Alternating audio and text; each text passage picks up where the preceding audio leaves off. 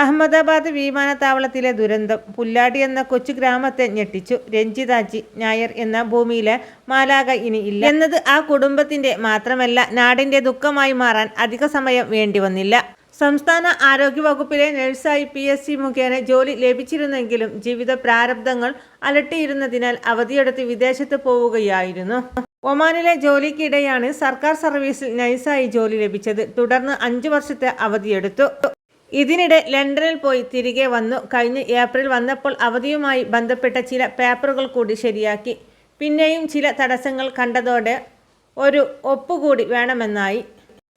ഇതിനും മകൻ്റെ സ്കൂൾ പ്രവേശനത്തിനും വേണ്ടിയാണ് 4 ദിവസത്തെ അവധിക്കായി നാട്ടിലെത്തിയത്. പുല്ലാട് കോട്ടയം റോഡിലെ കുറുങ്ങനക്കാവ് ശ്രീധർമ്മ ക്ഷേത്രത്തിന് സമീപത്താണ് രഞ്ജിതയുടെ കൊഞ്ഞോൺ എന്ന കുടുംബ വീടുള്ളത്.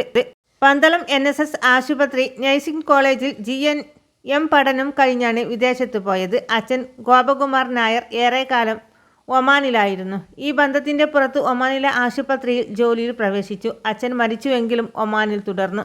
ഇതിനിടെ ഖത്തറിലും സലാലയിലും ജോലി ചെയ്തു. തുടർന്നാണ് UK-യിൽ ജോലിയിൽ പ്രവേശിച്ചത്. ഇതിനിടെ PSC പരീക്ഷ പാസ്സാവുകയും തുടർന്ന് കോഴഞ്ചേരി ജില്ലാ ആശുപത്രിയിൽ നഴ്സായി നിയമനം ലഭിക്കുകയും ചെയ്തു. എന്നാൽ അവധിയെടുത്ത് വിദേശത്ത് ജോലി ചെയ്യാനാണ് രഞ്ജിത താൽപ്പര്യപ്പെട്ടത്.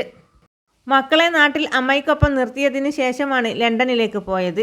അവിടെ സ്പോർട്സ് മൗത്ത് ക്യൂൻ അലക്സാണ്ടർ ആശുപത്രിയിലെ സ്റ്റാഫ് നഴ്സായിരുന്നു. ലണ്ടനിലെത്തിയിട്ട് 1 വർഷമേ ആയിട്ടുള്ളൂ. അതിനുശേഷം കഴിഞ്ഞ ഏപ്രിലാണ് അവധിക്ക് വന്നത്. ഇതിനിടെയാണ് വീടുപണി ആരംഭിച്ചത്.